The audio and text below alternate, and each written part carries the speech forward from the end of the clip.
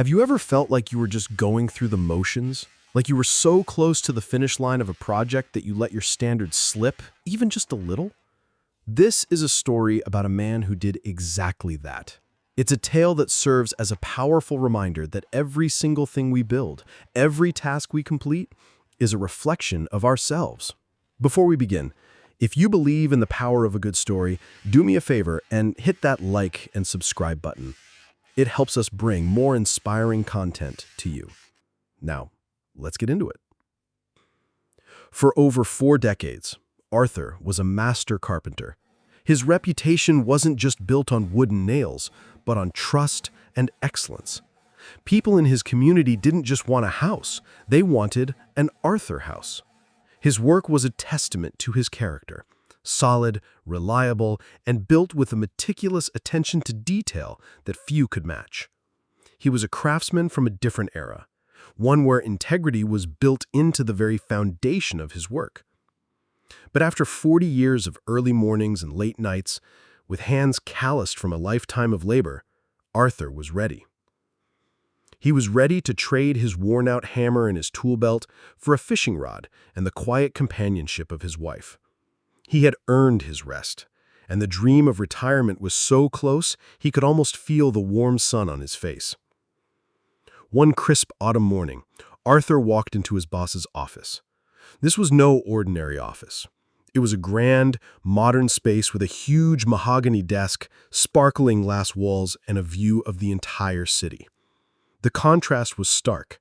Arthur, with his graying hair and tired eyes, still wore his dusty work clothes, smelling of lumber and hard work. His boss, a slick, well-dressed man in his late 50s, sat confidently behind the desk in a crisp suit. Boss, I've given you my best years. I think it's time I retire. Retire? Arthur, you're the best man I've got. This company was built on the backs of craftsmen like you. I know, sir, and I'm proud of every house I've built for you. But my bones are tired. My wife and I, we have plans. I understand, but I have one more request. One last job, a personal favor. One final house. Just one, and then you're free. What do you say? Just one more? What would you have done in his shoes? Said no and walked away? Or agreed, knowing that it was the last obstacle between you and the rest of your life? Arthur chose to agree. But something was different this time. His heart wasn't in it. His mind was already on his retirement. He was so focused on the finish line that he stopped caring about the race itself. He arrived at the construction site, a pristine lot with a blank foundation waiting to be transformed. He was given the blueprints and the materials. But this time, instead of carefully inspecting each plank, he simply grabbed the cheapest wood available, the kind with knots and rough edges. He used lower quality drywall. Instead of measuring twice and cutting once, he measured quickly and made sloppy cuts and then covered them up. He rushed through every single phase of the construction. With every nail he drove, every corner he cut, Arthur was building more than just a house. He was building a monument to his own impatience. He convinced himself that it was a small compromise, that the client wouldn't even notice. He just wanted to get it done, get it over with. He thought to himself, why bother with perfection? It's the last job, no one's watching. His frustration and fatigue were building something far more dangerous than a shoddy structure. They were building a habit of mediocrity, a legacy of half-hearted effort. He used a flimsy, thin sealant on the windows, leaving them vulnerable to the elements. He installed cheap, unsealed flooring that creaked with every step. He nailed boards to the walls with a quick, careless hand, leaving gaps and crooked lines that he simply hoped would be hidden behind paint. His craftsmanship was a shadow of his former self. He was a man who had mastered his trade, now voluntarily choosing to abandon his principles. The day came when the house was finally finished. From a distance, it looked passable. But up close, the imperfections were obvious. The roof was lopsided, with shingles that didn't quite align. The porch steps sagged slightly. The front door was ajar, refusing to close all the way, a crooked smile on an unhappy face. The moment arrived for Arthur to receive his final payment and walk away for good. The boss met him outside the house, a large briefcase in his hand. It's done, sir. I'll just get my final check and be on my way. Not so fast, Arthur. You've earned a lot more than just a check. For 40 years, you have been the heart of this company. You've built dreams. You've built futures. You deserve a tribute. These are the keys to the house.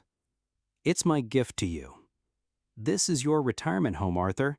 You built it for yourself. The truth hit Arthur like a ton of bricks. The house he had so carelessly built, the one he had filled with shortcuts and compromises, was his own. He was forced to sleep in the bed of his own making, to live with every crooked nail, every loose floorboard, and every drafty window. He had built the very house he was going to live in, and he had built it with apathy. This isn't just a story about a carpenter. It's a story about all of us. Every project we take on, every task we complete, every ounce of effort we put in, or don't put in, is building our own future. The way you do one thing is the way you do everything. Your integrity, your work ethic, your commitment to excellence, they aren't just for your boss, your teachers, or your clients. They are for you. You are building the world you will live in. Think about it. The way you approach a difficult conversation, the quality you put into a report, the extra 5 minutes you spend making something just right. You are shaping your character with every choice. Are you building a solid, beautiful future, or a rickety one full of shortcuts and compromises? Today is the day to be the carpenter of your own life. Stop cutting corners. Stop just going through the motions. Take pride in your work, whatever it is. Do it with heart, because you never know when the house you are building is the house you are going to live in. Always remember, do your best work, because you are building your own future. If this story resonated with you, share it with someone who needs to hear this message. And don't forget to subscribe for more powerful stories that will change the way you see the world. Thanks for listening.